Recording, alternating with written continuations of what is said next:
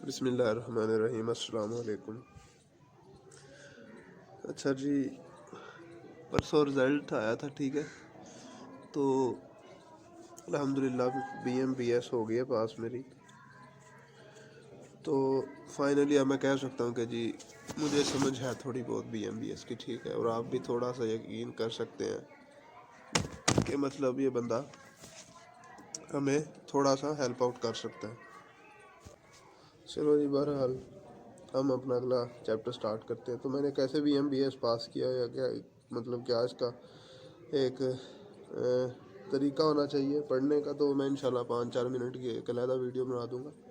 तो इसी play list में मैं वो ऐड कर दूंगा, ठीक है।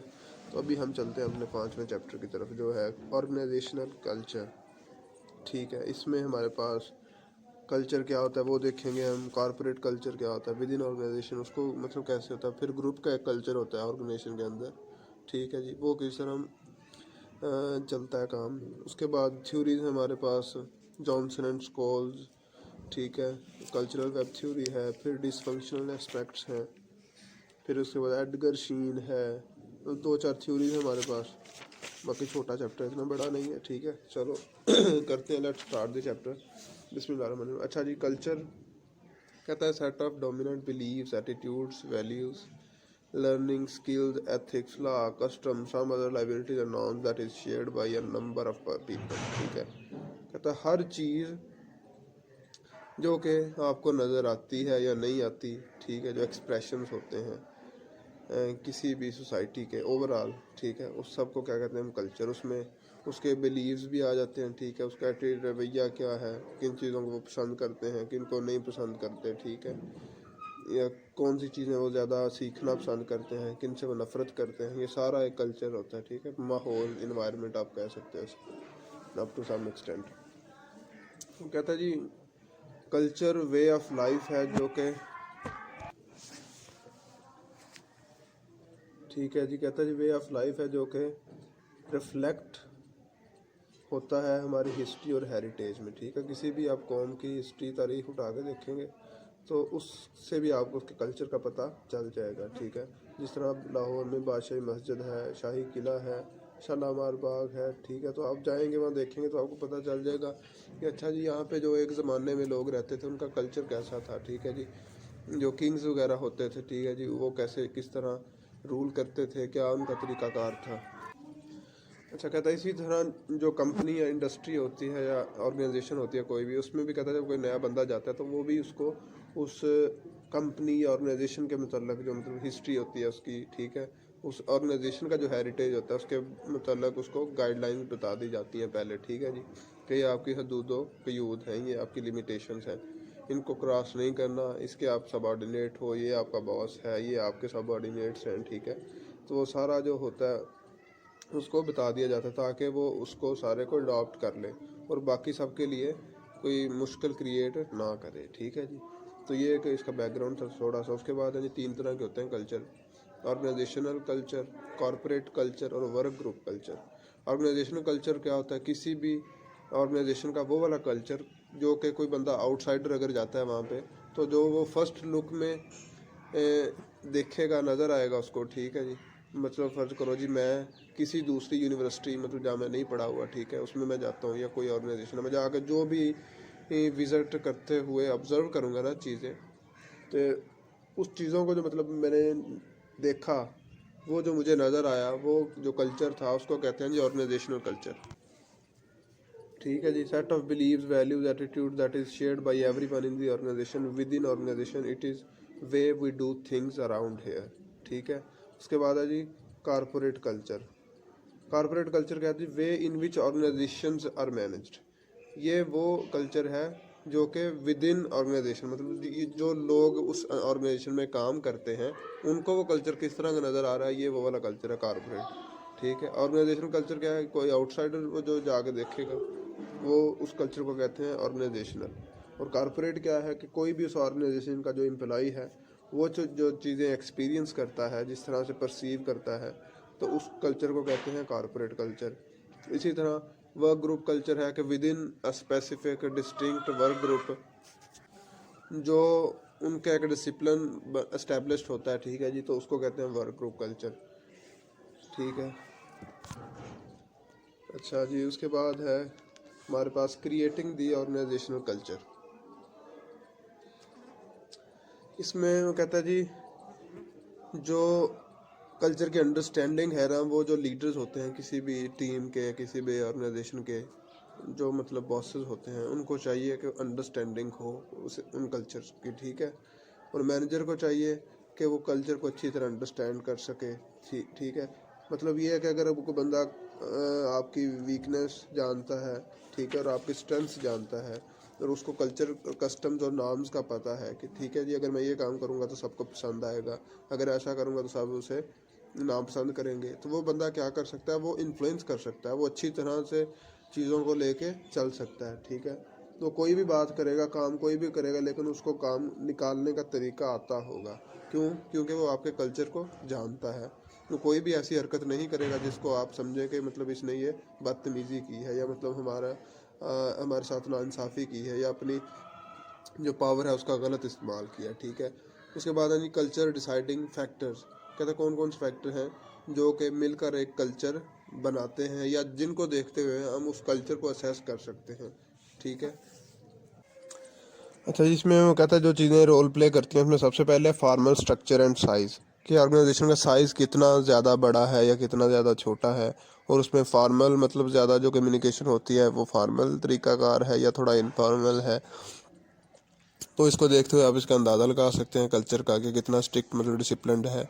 उसके बाद लीडरशिप, कहता है लीडरशिप वो चीज़ है जो कि चीज़ों को, लोगों को इन्फ्लुएंस कर सकती है, वो नई पॉलिसी स्ट्रेटजी अडॉप्ट करके और उनको दूसरों पे लागू करके तो कल्चर बना सकती है। इसी तरह इन्वायरमेंट है, जिस इन्वायरमेंट में वो ऑर्गेनाइजेशन रन कर रही है, ठीक है जी, अपना बिजनेस उसका चला रही है वो, तो वो इन्वायरमेंट भी उसका बड़ा अफेक्ट करेगा। एक मतलब आप समझ लें कि एक कंपनी पाकिस्तान में इस्टेब्लिश्ड है लाहौर में, और एक दूसरी कंपनी यूनाइटेड स्टेट्स में काम कर रही है, ठीक है जी। दोनों के तरीक़ा वारदात का ज़मीन आसमान का फ़र्क होगा, ठीक है। वहाँ पे अमेरिकन जो कंपनी होगी वहाँ पे फॉर्मलाइजेशन बहुत ज़्यादा होगी, ठीक है जी। डिसिप्लिन, रूल्स एंड रेगुलेशन बहुत स्ट्रिक्ट होंगे, ठीक है। बॉसेस मतलब अपने पावर का गलत नहीं करेंगे इस्तेमाल, मोस्टली बात कर रहा हूँ मैं जनरली। लेकिन लाहौर में क्या होगा जी, यहाँ सेठ साहब मतलब ऐसा होगा चक्कर, तो सारे एक दूसरे के चमचे। मैं ओवरऑल बात कर रहा हूँ, मतलब एक्सेप्शंस आर देयर। अच्छा, उसके बाद है जी events and how a group organisation responded to those events.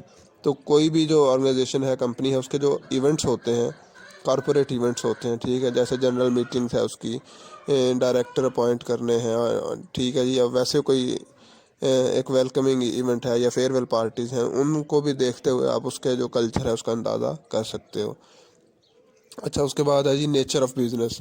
कहता है बिजनेस किस तरह की नेचर होगी, उस तरह का उसका कल्चर जो होगा ऑटोमेटिकली वो बन जाता है, ठीक है जी। अगर फ़र्ज़ करें जी कोई कंपनी है, वो कुरान पाक बनाती है, ठीक है, बना रही है, ठीक है जी, प्रिंट कर रही है, तो वहाँ का डेफिनेटली जो लोग काम कर रहे होंगे वो मोस्टली नमाज ही होंगे, ज़्यादातर दाढ़ी भी रखी होगी उन्होंने, ठीक है।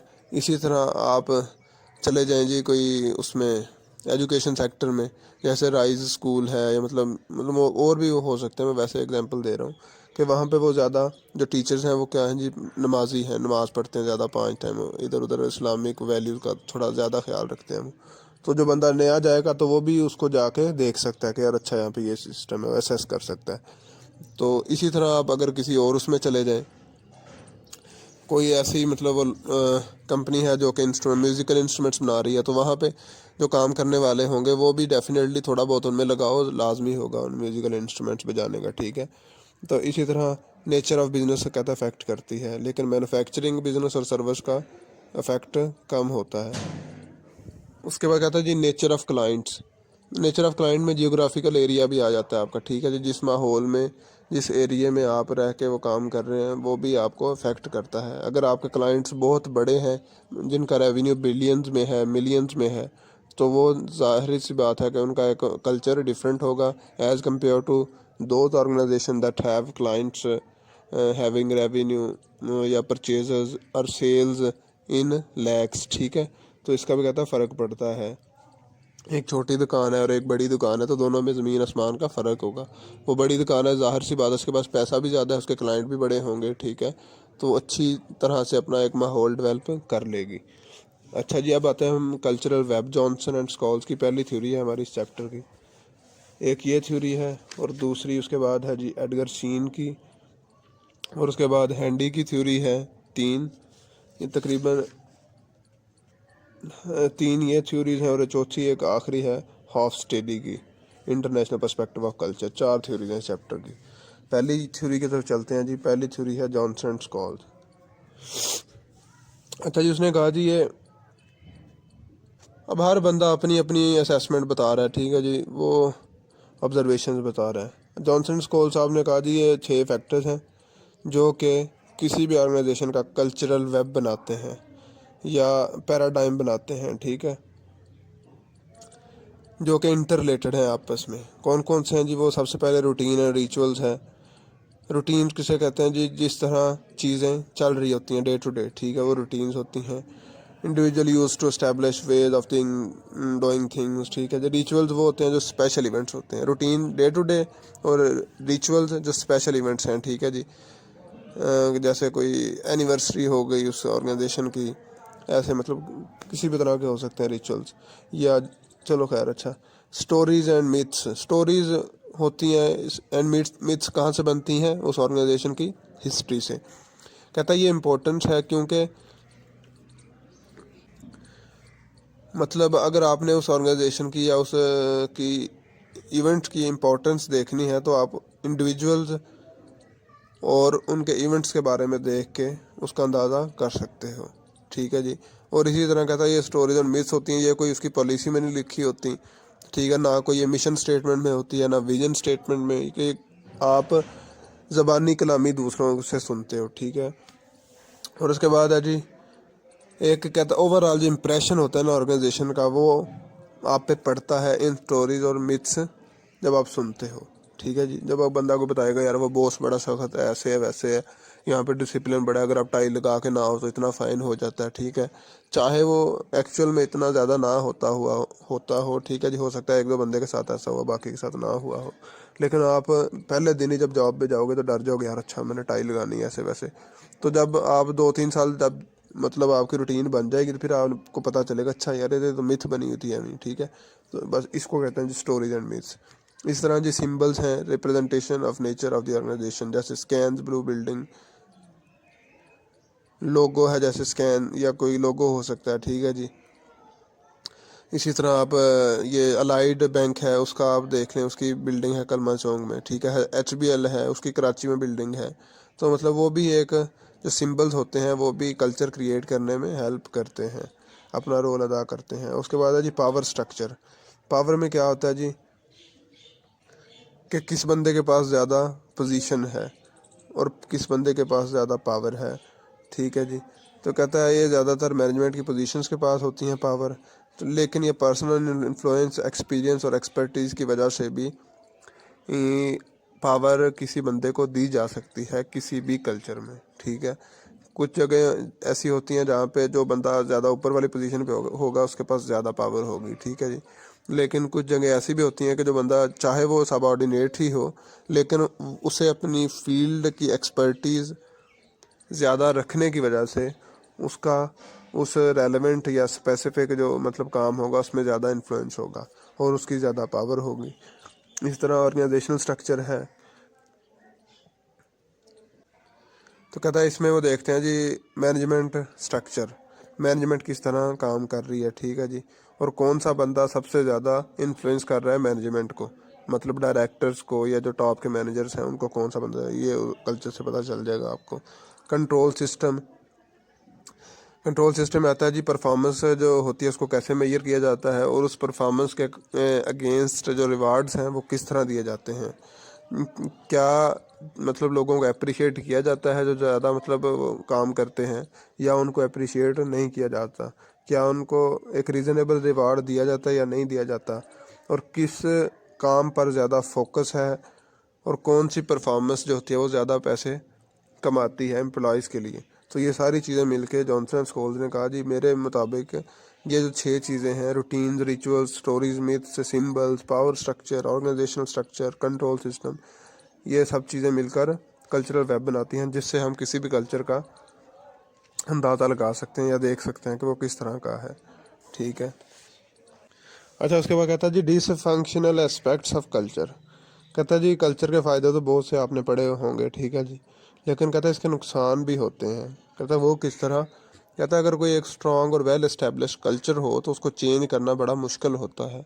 यही वजह है कि सबसे बड़ा ये बैरियर होता है, बैरियर क्रिएट करता है चेंज में, क्रिएटिंग बैरियर्स टू चेंज। अगर कोई भी हम चेंज करना चाह रहे हैं लेकिन वो कल्चर आड़े आ जाएगा, ठीक है जी, तो लोग कहेंगे यार हमारी कस्टम्स नहीं, ऐसे नॉर्म्स नहीं, हमारी रवायात के ख़िलाफ़ है, ये ट्रेडिशंस के ख़िलाफ़ है, ठीक है, तो ये ऐसे है वैसे है, तो वो चेंज करना मुश्किल हो जाएगा। इसी तरह क्रिएटिंग बैरियर्स टू डाइवर्सिटी, ठीक है, अगर कोई एग्जिस्टिंग बंदा भी कोई नया आइडियाज़ लेके आएगा उसको प्रमोट नहीं किया जाएगा।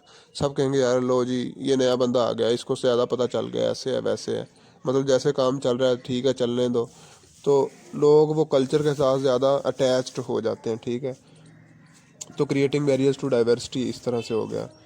तो इसी तरह जिसकी वजह से कहते हैं डाइवर्सिटी नहीं होती तो वो वीक करता है आपको, मतलब देखने में तो आप कहते हो जी कल्चर हमारा स्ट्रॉन्ग है, लेकिन ओवरऑल देखा जाए तो आपको वो वीक कर रहा होता है, अंदर से ख़त्म कर रहा होता है आपकी जो मतलब एक साख होती है ना उसको। इसी तरह जी creating barriers to mergers and acquisitions. कहता है अगर आपकी ऑर्गेनाइजेशन का कल्चर बहुत अच्छा है ना, या बहुत अच्छा जिस तरह का भी है, स्ट्रॉन्ग कल्चर है, तो वो मर्जर या एक्विजिशन करना मुश्किल हो जाएगा। क्योंकि अगर आप मर्जर करेंगे हो सकता है आपका जो एसोसिएट है दूसरी कंपनी है उसका कल्चर आपकी तरह का ना हो, ठीक है, आपके एम्प्लॉय उनको एक्सेप्ट ना करें, उनके एम्प्लॉय आपको एक्सेप्ट ना करें, हो सकता है आपकी पॉलिसी उनको पसंद ना आए, उनकी पॉलिसी आपको पसंद ना आए। इसी तरह एक्विजिशन जब आपने करनी है किसी भी सब्सिडरी की, हो सकता है वो सब्सिडरी का आपको पसंद ना आए सिलसिला, ठीक है। तो ये 3 इसके डिसफंक्शनल एस्पेक्ट्स हैं कल्चर के मेन। अच्छा जी, उसके बाद एडगर शीन साहब आगे इन ऑर्गेनाइजेशन कल्चर, इन्होंने जो थ्योरी दी उसको कहते हैं 3 लेवल ऑफ कल्चर। इन्होंने कहा जी कल्चर के 3 लेवल हैं जिससे आप कल्चर का मतलब बेसिकली सब थ्योरीज में वो जो थ्योरिस्ट्स हैं वो यही बता रहे हैं कि कल्चर कोई भी कल्चर है तो वो किन चीज़ों से मिलकर बनता है और आप किन चीज़ों को या किन एलिमेंट्स को देखते हुए उस कल्चर का अंदाज़ा लगा सकते हो कि किस तरह का कल्चर है। ठीक है। एडगर शीन ने कहा जी 3 तरह के ये लेवल हैं कल्चर के जिनसे आप कल्चर का एक असेसमेंट कर सकते हो। कौन कौन से? सबसे पहले आर्टिफैक्ट्स, और उसके बाद एस्पाउस्ड वैल्यूज़, और उसके बाद पैराडाइम। आर्टिफैक्ट्स में कहता है जी visible structure and process in organisation. ठीक है, ये कहता है आउटर लेयर होती है, जिस तरह हमने पीछे पढ़ा था ना जॉनसन एंड स्कूल में, इसी तरह ये कहता है जी आउटर लेयर है, ये विजिटर कोई भी बंदा जो बाहर से आएगा जो उसको चीज़ें नज़र आएंगी ना उसको हम कहते हैं आर्टिफैक्ट्स। ठीक है, जिस तरह फॉर एग्जांपल सराउंडिंग्स है, लोगों ने ड्रेस किस तरह का पहना हुआ है, शलवार कमीज़ है या पैंट शर्ट पहनी हुई है, लोगों ने टाई वगैरह लगाई हुई है। ठीक है, उसके बाद जी ये ड्रेसिंग सेंस से आप अंदाज़ा कर सकते हो किसी कल्चर का। उसके बाद यूनिफॉर्म से आप अंदाज़ा कर सकते हो। उसके बाद आप उनके बोलने के तरीके से अंदाज़ा कर सकते हो किस तरह वो ज़्यादा फार्मल है या इनफॉर्मल है, कौन से वो जैर्गन मतलब कौन सी आम टर्म्स हैं जो इस्तेमाल करते हैं बोलने में। ठीक है,